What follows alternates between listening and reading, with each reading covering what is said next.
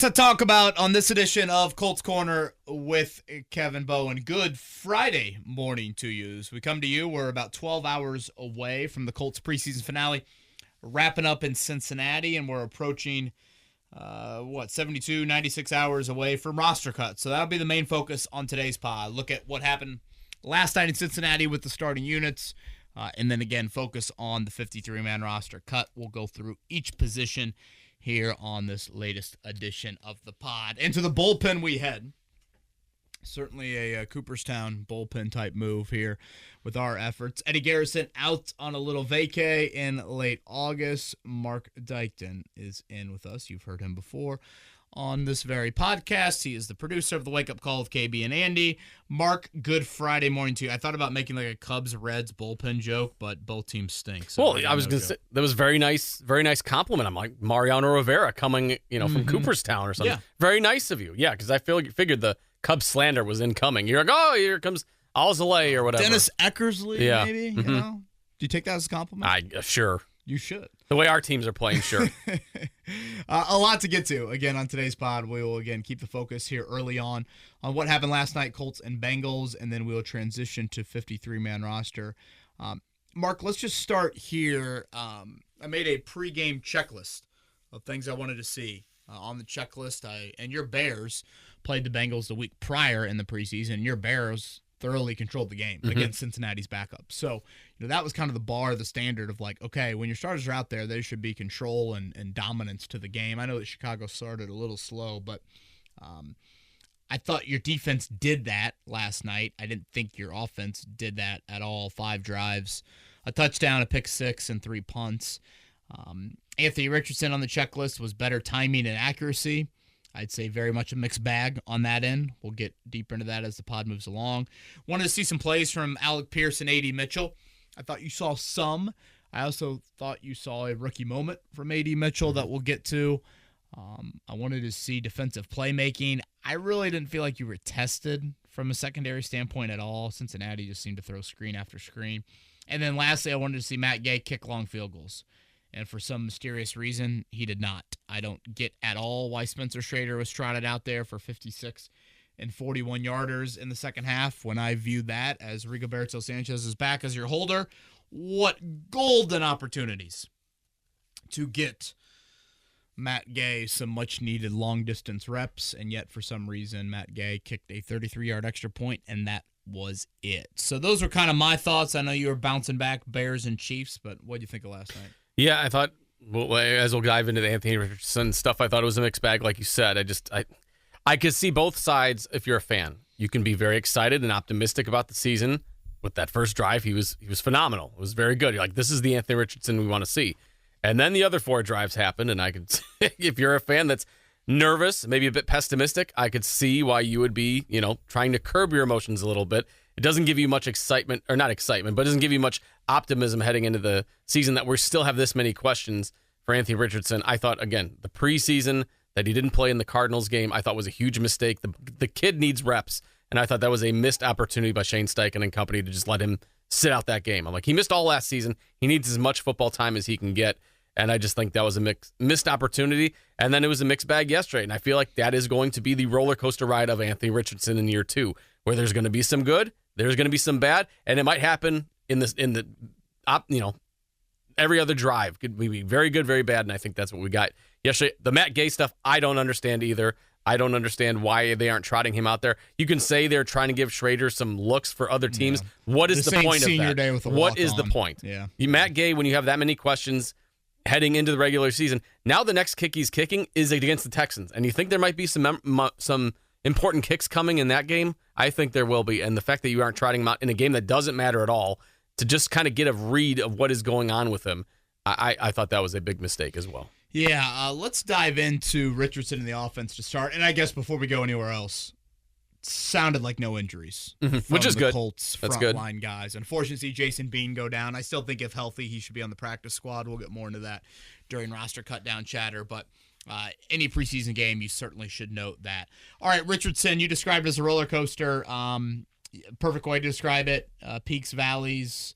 I thought the microcosm of Anthony Richardson right there in 5 series last night. Could not have asked for a better start.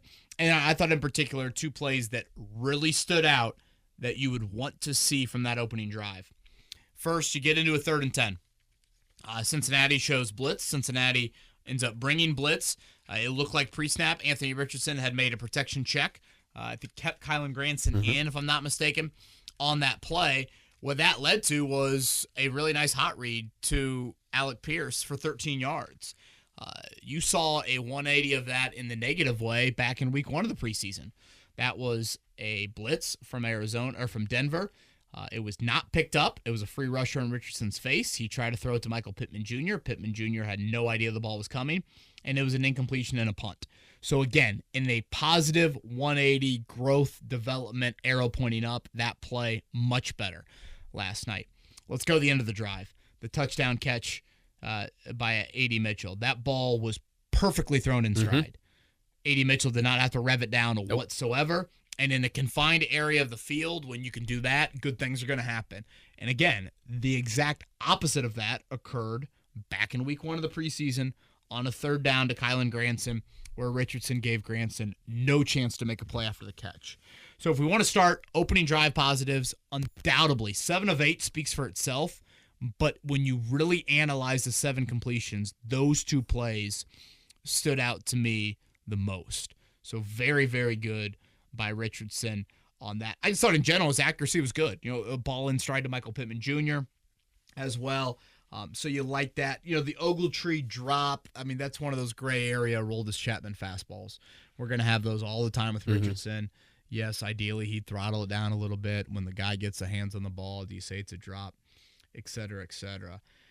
Moving forward to the other 4 drives, I would say a combination of miscommunication, poor accuracy, and the offense not helping out your young quarterback enough.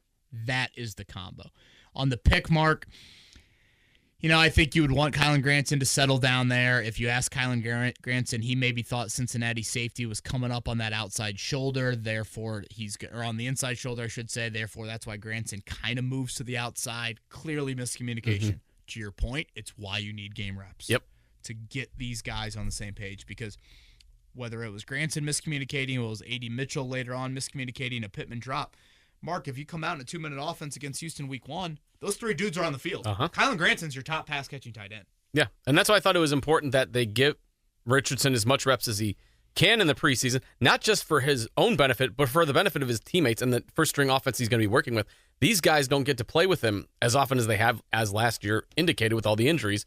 So the fact that, you're having these miscommunications, these are the things you want to iron out in the preseason, and I just feel like they didn't give him enough opportunities to do that, and we kind of saw that in the final 4 drives of the preseason against the Bengals. A simple comeback route by a tight end can't lead to a pick 6. The passing game is too difficult. There's too many tough plays, 3rd down, blitzing coming, exotic coverages at all. That play can't lead to fatal. And if I'm going to nitpick a Richardson on that play, the eyes never left Granson. Nope. And if you watch Jordan Battle, Cincinnati safety, he looks like he's going to sit in his zone area. And then I believe he saw the eyes not move, and he thought, wait a minute. I don't need to sit here and just make it a contested catch. Why don't I try and jump it? And so the incompletion turns into fatal, which is a pick 6. Can't have it. Cannot have it. Moving on from there, he misses A.D. Mitchell on the 3rd and 6. It's just, A.D. Mitchell creates separation against man coverage. He flattens out the route, exactly what you would want A.D. to do, and Richardson sails him. That falls in the accuracy, boat there. And then the Mitchell in the slot, A.D. flat out just stopped running. I thought Richardson threw that ball where he needed to on the 3rd and long. That was a difficult seam throw, but I thought he gave A.D. Mitchell a chance. And the rookie, again, playing slot because Josh Downs is out, there was some miscommunication on that end. Love the ball he threw late in his stint out there to Kylan Granson down the seam. They were interviewing Burrow during that moment. I wish they would have expanded on that more. That was such a dart to Granson. You hear about the frosted tips that he's going to be rocking. They couldn't get away from that. No. The scene from 8 Mile was alive and well there from Marshall Mathers, Burrow on that. And then lastly, you can't forget about the fumble. That was a ball security 101 faux pas there by Richardson, and he's fortunate Cincinnati didn't recover it. I don't know how they didn't recover it. So he said post game too that he knows that he should have 2 hands on the ball, and they're going to show that in the film room. But that's another one where you have to be better in that scenario. You turn the ball over on your own side of the field. Pick 6 speaks for itself. But if you do that week 1 to C.J. Stroud or week 2 to Jordan Love, you might as well just get ready for the losing press conference afterwards. You're going to be in a 2-score hole pretty quickly. So, again, these are mistakes that you can chalk up to, hey, Thursday night, it was Amazon. Did you hear Herb Street and Michaels? They were horrific. Who cares? Okay, that's fine and well, but the next time you strap it up, it's real, and it's real against the biggest opponent on your schedule. So, overall, I thought with Richardson, again, the exact microcosm, like the good and the bad was exactly what you would kind of expect it to be. Obviously, Shane Steichen had a very drop-back passing offense, which, as we've said before, training camp preseason, it's not meant for Richardson. So glass half empty would say he struggled, he was inconsistent, blah, blah, blah. Glass half full would say you're exposing him in his biggest weaknesses. So you're trying to get him better in those moments. And now the question becomes, can Shane Steichen keep him out of those moments? And can opposing defenses force him to get into those moments? Can you force him into, hey, man, it's 3rd and 13. Can you throw the ball to Mitchell down the seam? And can Mitchell be on the same page? 3rd and 6. Can you hit AD on the crosser here? That's what will be the chess match come the regular season. Can you not laser focus on one receiver and right. give a full tell to the defense? That would be good, too. I'll add this, just in general with the offense, you got to help him out more. Pittman can't have the drop. Granson cannot have the miscommunication. Ogletree, you can get into that debate. A.D. Mitchell, I can chalk it up as a rookie playing a new position, but if you're going to bring back continuity, that means you're all on the same page. That means you're all good. So you cannot have that, and especially you can't have that, when it gets real coming up week 1. I was surprised to see Jonathan Taylor play as much as he did. 4 carries there on that opening drive. I thought Tyler Goodson had some nice moments. But yeah, that pretty much covers everything Richardson offensive related. Anything else on your end, Mark? Before we not really. I said the touchdown catch by A.D. Mitchell. Those are the catches you get excited about. We're like, this could be a tandem for years to come. That could be just electric. And then he did have the rookie mistake by not finishing the route. But I mean, I don't know about you. I'm very excited about A.D. Mitchell and his potential on this Colts offense. I think it could be something special if he works out the kinks. Well, and I think what you love really about that Mitchell play too is, that's a 2nd and goal from the 9. If that's incomplete or even if you get tackled, you're setting up a 3rd and goal. And, we all love the NFL. A big reason why we love the NFL is because all these games come down to one score. And 3 or 7 in the red zone can be the difference. So I thought that was another reason why that play really stood out. Latu as well. Latu looks something special. And let's transition to the defense. Let me add one more thing offensively. I held the offensive line to a higher standard last night, and they didn't reach it. I thought a couple times you had some plays blown up there, particularly in the run game. Just a few moments where you got way behind the chains. And, I mean, they're playing a lot of backups.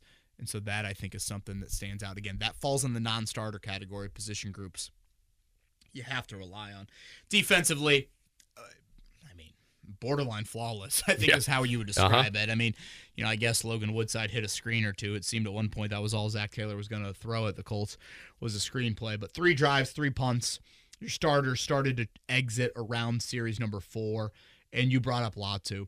I mean, him and Buckner on the same side of the line of scrimmage, you're going to see a whole lot on the pass downs. Now, they're really bringing Latu out of the bullpen. I mean, it's a lot of Kwity Paye and Tyquan Lewis on 1st and 2nd down, and I'm good with that. I've said that all along. I'm good with Latu, playing to his strength here as a rookie. I felt like Buckner deserved a half sack too. Yeah.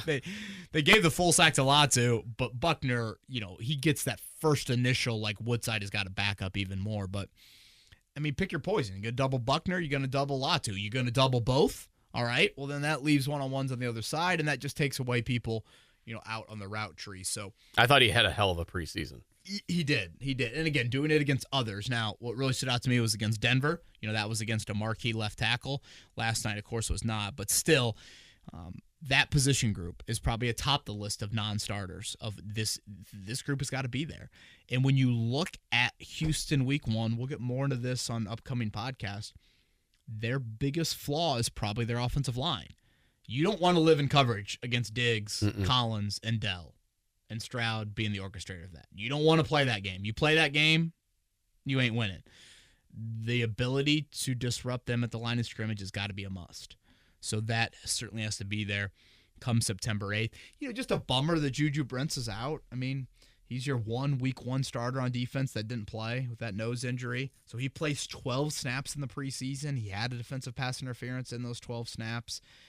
Nick Cross, I think you can go ahead and pencil him in as that starter. We'll see about free safety, strong safety. Last night seemed to be mostly free for Nick Cross.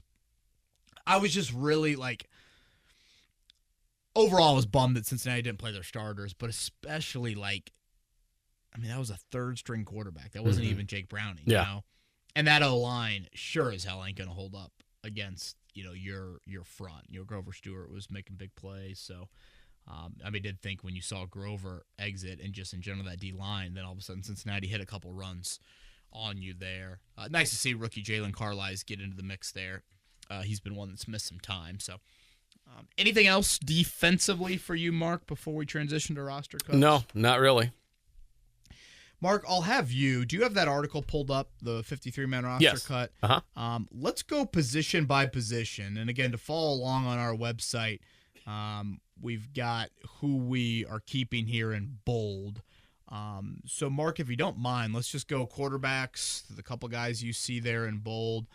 That are being kept, and then we'll just move position by position. Yeah, you've got quarterback. You've got the Colts rolling with Anthony Richardson and Joe Flacco. So you do not see a Sam Ehlinger or a Jason Bean or Kenan Slovis making the roster. I'm going to cut Ehlinger. First time in his NFL career that the Colts will have cut him. I'll believe in the third quarterback on the practice squad. You can still dress that guy on game days. I don't think Ehlinger will be that coveted around the league, so I'll go with that. And I'm good with Ehlinger and Bean on the practice squad. I am totally fine with that, assuming Bean's okay with that shoulder injury.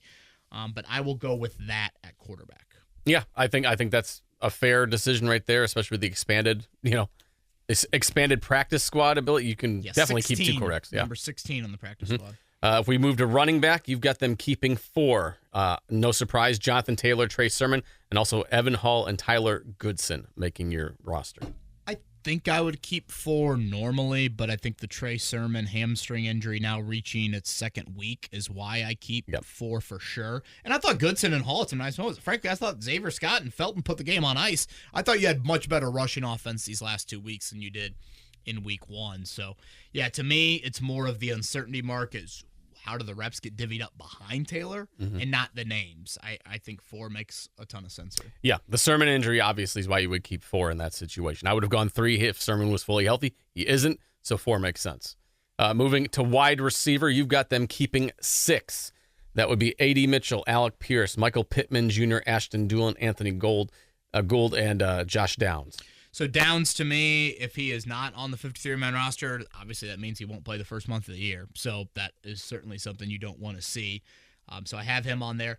I debated Laquan Treadwell. I debated a little bit of DJ Montgomery as that 6th wideout, but I think Dulin gets the nod. I don't feel overly confident in that. It's not as much of a Dulin slam dunk as it's been in years past, but I will go with Ashton Dulin.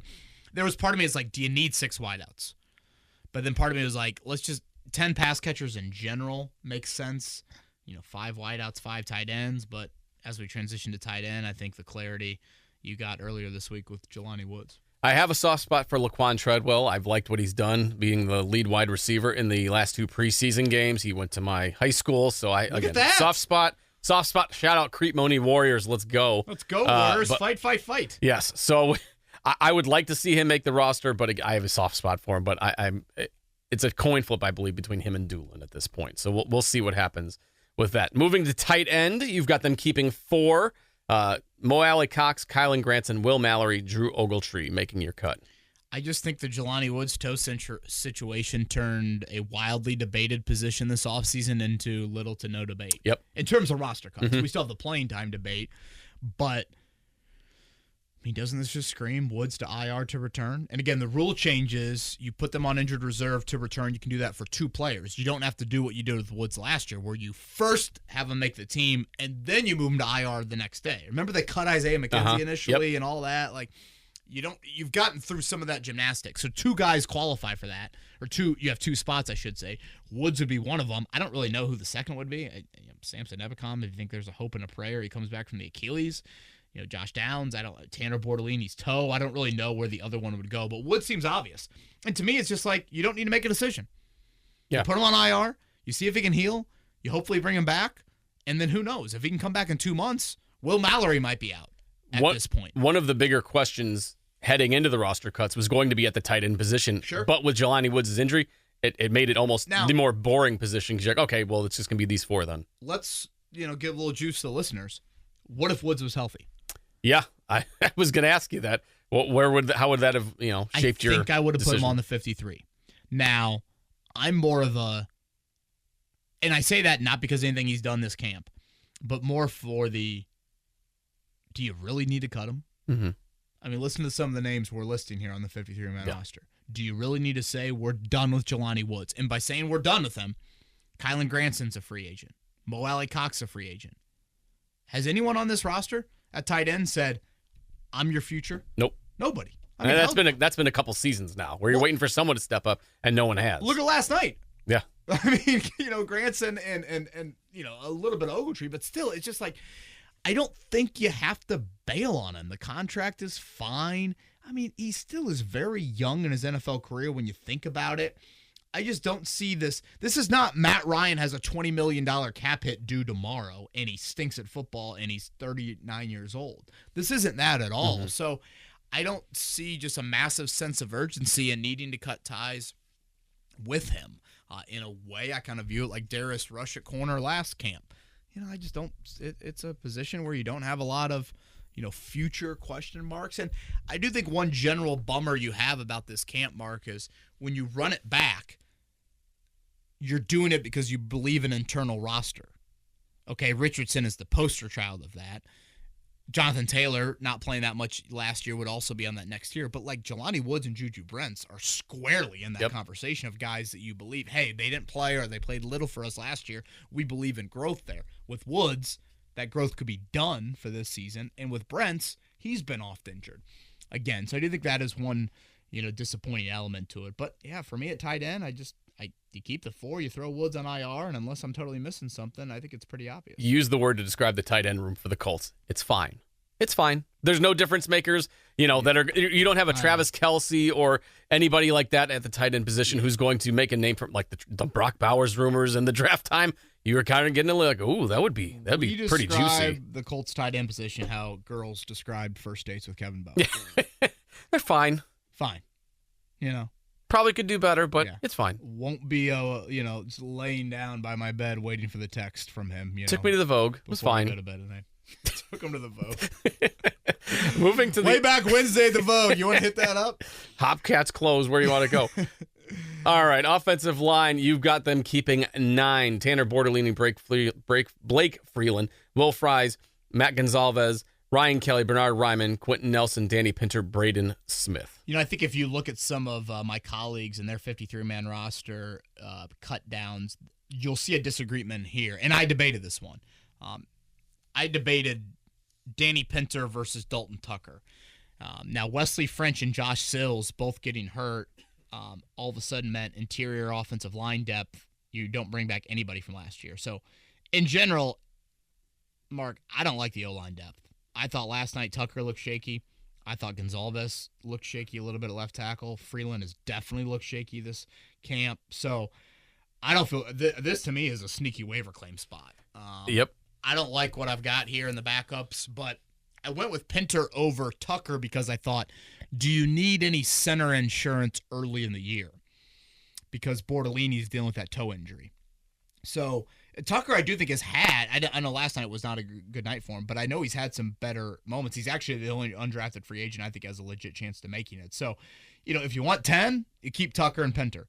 If you only want 9, then you got to make a debate there. And not to like overly analyze it. I think Tucker maybe would have a better shot to get to the practice squad if you want to look at it. So that is a little bit of a debate there, but again, I just don't like this depth, man. No, this is a position group that I think is gone under the radar as far as being a bit of a concern in my eyes. Nationally, everybody says the Colts offensive line unit is top 10. I get that they're going off of starters there, but there's a very high likelihood that not all starters are going to make it, every snap through the regular season. You're going to have to rotate some guys in. And I just think, like you said, the depth is a bit concerning. I would hope that, come waiver claim time, the Colts bring in a couple offensive linemen. We'll see what happens, but I am with you that is a bit of a concerning position. All right, let's shift gears to the D-line, Yes. Mark. This is my biggest number I'm keeping. And It is a big number. Good luck with your pronunciation here. Boy. Adewame, Adebare, you got 10 going. So Taven Bryant, DeForest Buckner, Raekwon Davis, Isaiah Land, Latu, Tyquan Lewis, Dio Adengbo, Kwity Paye, Grover Stewart. I can do Enrique Agumbawale just fine. Dio always trips me up a little bit, but that's your 10 right there. I think an area where you would see a little bit of difference would be I have kept Taven Bryan, others have not. Is Raekwon Davis good to go? I mean, because they have gone with we'll Taven Bryan as kind of that first backup defensive tackle on, on rundowns, because I think Tommy's more of kind of a pass rush guy often here. So we know Ballard loves to keep defensive linemen. So that's why I feel comfortable with 10. But I've seen, again, some of my colleagues have Bryan on it and, add a number at another position. But I will keep him here. To me, Isaiah Land benefited from the Samson Ebukam injury. I thought Land had a really nice camp. I thought he flashed a few times again last night. It's a premium position, 6th-round pick of Dallas 2 years ago. I'm totally good with keeping him. So I feel pretty good about this group, but I get why people wouldn't have Bryan on it. But again, you might need a little defensive tackle depth early on. Moving to the linebackers, Jalen Carlisle, Zaire Franklin. I'll let you do that one. Saquon Ulubi. Okay. EJ Speed and Grant Stewart are your 5 linebackers. Yeah, there's just no debate here. Nope. I think per usual, this is pretty easy to do. Maybe a Camber Grown, the LC Lawrence Central product, maybe Liam Anderson, but yeah, I think pretty easy here. Okay, moving to cornerback. That was rather easy breakdown. 6 cornerbacks: Micah Abraham, Juju Brents, Dallas Fowlers, Jalen Jones, Kenny Moore, and Jalen Simpson. Yeah. I don't think there's much of a debate there either. Well, I don't think so, but I don't know, man. Part of me is like, you go out there and you watch special teams last night. Amir Speed's out there. Chris Lamons is out there. Trevor Denbo's out there. Like, I probably should pay more attention to that, but I'm like, do you really need to keep those guys and cut draft picks? Yeah. Micah Abraham, Jalen Simpson. So I think, Darrell Baker Jr. is probably another name that honestly was out there a little bit as well. So I could be way off on the back end here. This is probably the position I'm least confident in the back end. I feel fine about the first 4 names, like who's going to make it. But I'm very, very confused what the back end will look like. Do you keep 2 day 3 picks, or do you go with Baker Jr.? Do you go with Amir Speed? Is Chris Lamons making it over Micah Abraham in the slot? Those are questions I have. And then safety, too. Go ahead and read off the safety names. Yeah, you've got 4 out of 7 sticking around. Julian Blackman, Nick Cross, Ronnie Harrison Jr., Rodney Thomas II. Is Trevor Denbo the 5th? He seems to be a pretty core special teamer. That's where I could be wrong as well. So, and then specialists, you obviously keep the 3. You cut Spencer Schrader. I think you need a kicker on the 50 or on the practice squad. 16 people. Again, I don't know why Matt Gay didn't kick last night. It makes no sense to me whatsoever. I mean, they treated Spencer Schrader like he was the 6-year walk-on who did everybody's homework for the first 6 years, and here he is getting his moment on senior day. Yeah, I don't understand the decision. I don't care about Spencer Schrader's future. And you're a Notre Dame guy. And he's a Notre Damer. Yeah. Exactly. That's sacrilegious, I should say. Uh-huh. Hey, he was only there for 1 year. You're like, get him off my television. Just golden reps. I mean, right. You don't get many. I mean, you dress rehearsed your starting offense or starting defense. Why didn't you dress rehearse your place kicking unit? Do you think it was more of, God forbid he missed those kicks? They didn't want to amplify the noise that's already out there. But I mean, that is great question, and it is such a pathetic, scary question. Mm-hmm. Can you imagine if that was some of your thinking there? Right. We're nervous about him missing? Yeah. Okay, what happens if he misses week 1 when right. you need a field goal to tie the game late? Why would you not have trotted him out there in a game that means nothing?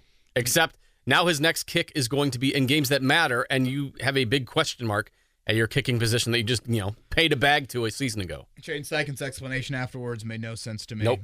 Scratching my head as I can frequently do with some of these Colts decisions. Yeah. Well, that's your 53. Up on the website, if you would like to see an article form, I'll probably tweak it a little between now and Tuesday. Again, it's just that 1 hour practice on Sunday. That is it for the Colts between now and roster cut, so I wouldn't think I'd overwhelmingly change it. But again, 4 o'clock Tuesday, 90 to 53. We'll probably, Ballard talks Wednesday. I would say Eddie and I will probably shoot for either late Wednesday, probably more likely Thursday, because there's some tinkering with the back end of the roster. There always is that first day or so. But just to give you a little heads up on what next week looks like, there you go. You ready for Twitter questions? Let's do it. All right. Sam says, I believe the offensive line is the most important group. More than cornerback, more than safety, even quarterbacks. If the line can dominate, the offense can have long drives, keeping the defense rested and playing with the lead, which puts the opponent in passing mode, where our defensive line can hunt. Less time that our DBs have to cover. Our starting offensive line is very good. My question is, do we have adequate backups? I think we kind of dove into that a little bit already. Yeah, it's a major question mark. I mean, if you kept Tucker over Pinter, Mark, your backup offensive lineman would be 3 rookies and Blake Freeland. And again, teams have veteran backup offensive linemen. I mean, the Colts have been one of those teams. I mean, in recent years. So, and if the joint practice on Tuesday, the offensive line had some shaky issues early on. Again, that's a non-starter. And when you're going to be so RPO zone read centric, timing is paramount. One little blow up of that can totally disrupt it all. So, I like the starting 5. Would like to have seen a better effort on Thursday night, but yeah, injuries. Oh boy. That worries me. JJ asks, if Matt Gay has another inconsistent and disappointing year, what are the percentage chance that he'll be replaced this year? Next year? I think it would be 0. What about you? So if I'm not mistaken, I believe the dead cap hit for Matt Gay is $10 million if you were going to do it by Tuesday, spread out over the next 2 years, and I think it's right around $4 or $5 million if you did it next offseason. So we've gone over these numbers on our morning show. Basically, last year, the league average was nearly 70% from at least 50 yards or longer. He was a little bit more towards 60%. So you obviously are paying him way too much money for him to be below league average in that area. So I think they could, because they can go with kickers. It can go. So I don't want to totally rule it out, but, cutting guys with dead cap hits is not something this organization has done very often outside of quarterback, hardly ever. I'll add one more thing on Matt Gay. When the signing happened, I remember saying to Eddie on the podcast I'm good with it as long as it doesn't hinder yourself from any other moves. If you're sitting there at night and saying, man, we just can't go after Justin Simmons. I'd love to have an extra $2 million, but we can't go after him. And that $2 million is sitting in Matt Gay's pocket. Yep. That's where we have issues. So, but he's got to get to that standard. Because I looked at the Colts and they thought, okay, Rodrigo Blankenship, Chase McLaughlin, let's take a C+ situation and try to turn it into a B+ or an A-. I'm all for that. Yeah. But it can't keep you from other stuff. That was kind of the premise of it. So, I don't see it happening before Tuesday, but I think if he has an inconsistent year, you can't ignore it. No, it would have been nice to see him last night. Oh, God. It would have been nice. I don't want to do any more kicking competitions and all that. Can we be done with that now? I thought we were done with that after last season. Makes me nervous. Yeah, I know. Clyde, if you could rank the top 10 general managers in the NFL, would Chris Ballard realistically make your list? No. And this gets into the blue chip GM topic that Eddie and I talked about on Monday's pod. Yeah, no. I mean, there's definitely been some draft hits for sure, but no. I've said this a million times. 25 teams have won a division title since the Colts last half. 21 teams have won a playoff game since the Colts last half. In what way, shape, or form is any of that blue chip? Not only that, but just free agency comes and you just know they are not a day one player at all. And again, even if you put free agency to the side, if you just want to argue hardcore results, winning division titles, winning playoff games, that doesn't sniff that. Nope. You're in the bottom quartile, to use Jim Irsay's quotes. And, again, this is where we run into things with Irsay. He called him the greatest GM hire of the 21st century at the opening press conference. 2 years ago, in the most tumultuous moment this franchise has had, I would say in decades, the firing of Frank Reich, the hiring of Jeff Saturday, the overall implosion of that 2022 season. He brought up Michael Jordan missed shots. Yep. Michael Jordan lost games and when asked about Chris Ballard. And then the other night, he calls him a blue chip GM. Yeah, I don't get those comparisons. Is it crazy uncle or is it belief from your boss that we would kill for? I mean, you would love that loyalty, wouldn't you? Right. I mean, when we're talking, I mean, the last time you want to take upper quartile, the last time this team has been an upper quartile AFC team, you're starting Jonathan Harrison at center. Yeah. I mean, it's Andrew Luck's third season. Josh Chapman and Greg Toller are starting defenders for you. It's been that long. So, no, top 10 GM, no. Every employee would love to be compared to Michael Jordan and a blue chipper by their boss. I think you'd feel some pretty good job security if that was the case. Michael Jordan missed shot. Selfishly as a golfer, I was kind of hoping for Tiger Woods had a 3-putt. That's what I was hoping every for. once in a while. He didn't go there. Randall asks, with camp coming to a close, what's the biggest strength and weakness of each unit? The special teams offense and defense? You guys have been killing Colts coverage this summer, so thank you very much. Here's to an exciting year of Colts football. Randall, thank you for that. I guess quickly a snippet on each position group. Quarterback, I think there's nice depth. Who's your backup of the future? That might be a question mark. Running back, don't get hurt, Taylor. Some nice Please moments from those other guys, but still, I think it's a don't get hurt. Wide receiver, to me, the question is this finally the year? Mm-hmm. Again, I want to see Josh Downs. I think he's such a critical piece of this offense. I mean, if you look at it, and I know, largely I thought A.D. Mitchell ran the right route on 3rd and 6. 2 out of the 3 times you targeted Mitchell in critical moments, it fell incomplete. With Downs, does that become just 1 out of 3? Does he convert all 3 of them? Just something to look at. Tight end, you got questions, present, future. O-line, again, be 2023 and be healthy. D-line looks like a legit strength, and that could be huge for this team, especially covering up the secondary. Linebacker, Speed and Franklin, I think a really, really good duo. Depth a little bit up in the air there. And then just DB, I would, pray the rosary if you believe in it. Tyler wraps us up here with a very interesting question. If you could pick one previous Colt to rejoin the roster, who would it be between Isaiah Rodgers, Malik Hooker, or Mark Glowinski? Wow, some names. That's a random 3. Give me those 3 again. Isaiah Rodgers, Malik Hooker, Mark Glowinski. I would say, assuming all of them are in their primes, which, I mean, you could debate the level of prime from all 3 of them. I'd say Hooker. I always liked when you saw the Colts couple on the concourse that had the husband with the My jersey, and then the wife had the Hooker jersey on. Yeah, it was classy. Hooker, very classy. Nothing says who's your hospitality like that. But they went to the Vogue afterwards, too. Well, I don't know if they even made it in the Vogue. They might have their fun before going to the Vogue. I'll go Hooker. Let Blackman be the strong safety then. Hooker be the free safety. Probably Rodgers, Glowinski. Yeah, I that was my order as well. So in that order. Mark Dyckton, let me put you on the spot here as we close things out. Thank you for coming out of the bullpen You're as welcome. always and delivering. More wins for your Bears, more wins for the Colts. Bears, Colts. Who finishes with more wins this season?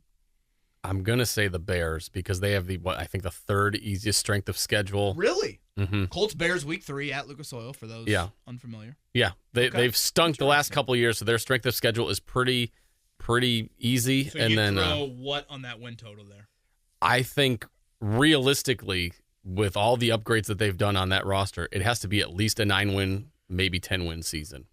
They had 7 wins last year with Justin Fields. They let 3 go down to the final minutes where they had like 90-something% chance of winning, and they lost 3 of them. Browns game, that was wild. Yes, late in the year. They lost 3 of those. So technically, they should have won 10. They won 7. If you're not a 2-game better with the addition of Caleb Williams, DeAndre Swift, Keenan Allen, Roma Dunze, Gerald Everett, if you're not getting a little bit better there by a couple wins, that's going to be an understatement. So I'm going to say 9 or 10 wins for the Bears. As for the Colts, I would have loved to see more from Anthony Richardson this preseason to have a better gauge on what we expect to see this season. The schedule, I think, they'll get wins. Will they top last year's win total? I don't know. I'm week 1 against the Texans. I hate to say it. I think the losing streak on opening day is going to continue. Again, we'll have plenty of written coverage on the website. Roster cuts Tuesday at 4. Think pod kind of later in the week after that. And then game week is slowly approaching. 2 weeks from tonight, we're in Brazil, baby.